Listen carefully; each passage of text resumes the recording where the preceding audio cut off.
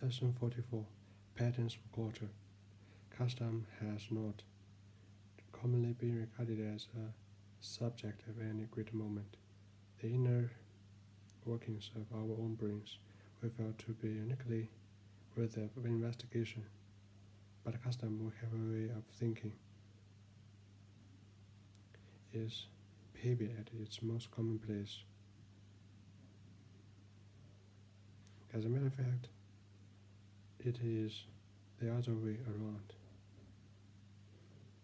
Traditional custom, taken the world over, is a mess of detailed behavior.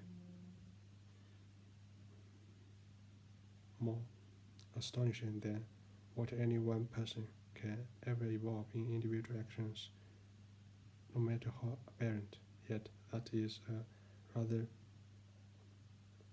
trivial aspect of the matter.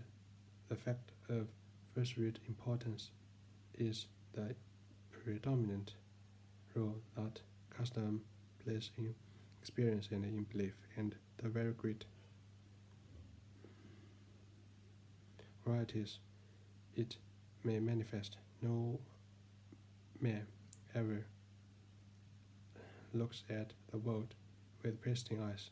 He sees it acted by a definite set of customs and institutions and ways of thinking. Even in his philosophical probings, he cannot go beyond these stereotypes. His very concepts of the true and the false will still have reference to his particular traditional customs.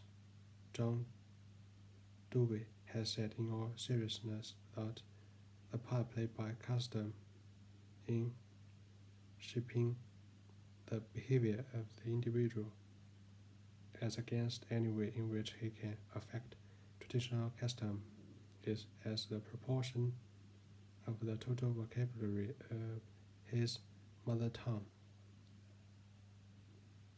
against those words of his own baby talk that are taken up into the vernacular of his family when one seriously studies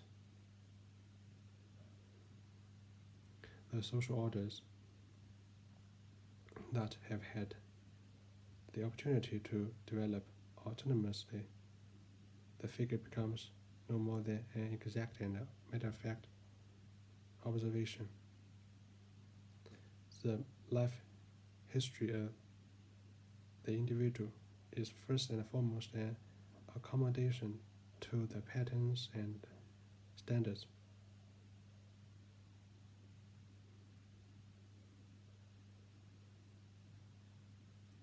traditionally handed down.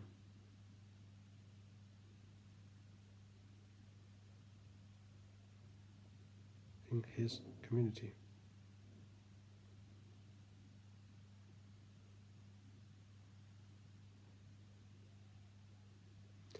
From the moment of his birth, the customs into which he is born shape his experience and behavior.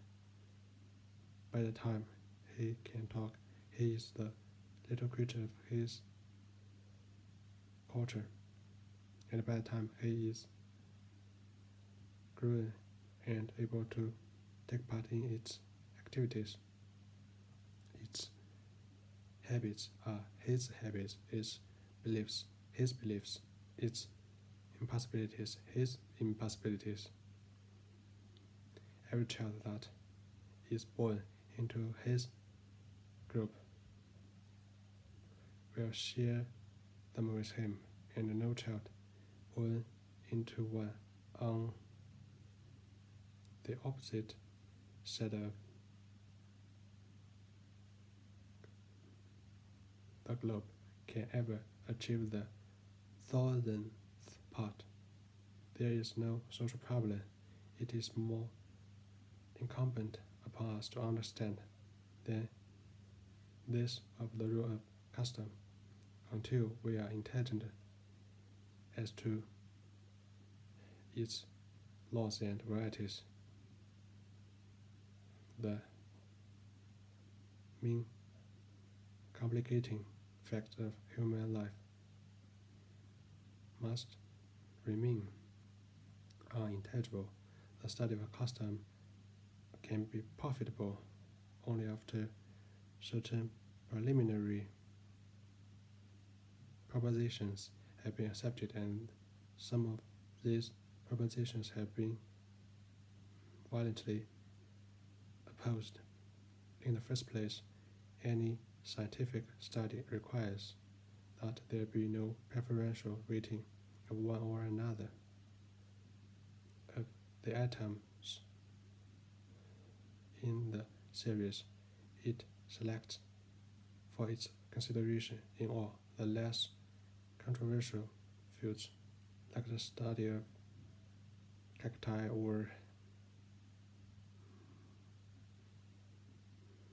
termites or the nature of nebulae.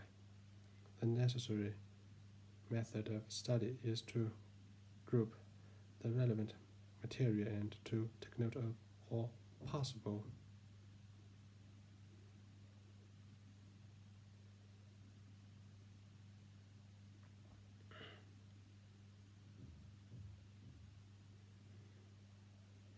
variant forms and considerations and conditions. In this way, we have learned all that we know of the laws of astronomy or of the habits of the social insects. Let us say it is, but it is only in the study of man himself. The major social sciences have substituted the study of one local variation, that of Western civilization. Anthropology was, by definition, impossible as long as these distinctions between ourselves and the primitive ourselves and the barbarian ourselves and the pagan held sway over people's minds. It was necessary to first to arrive at that degree of sophistication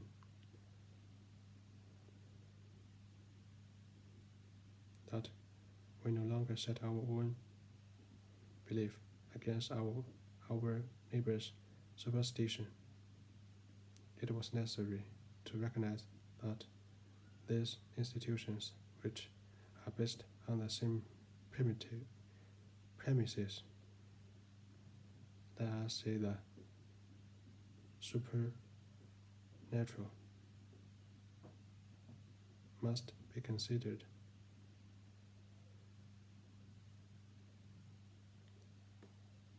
together, our own among the rest.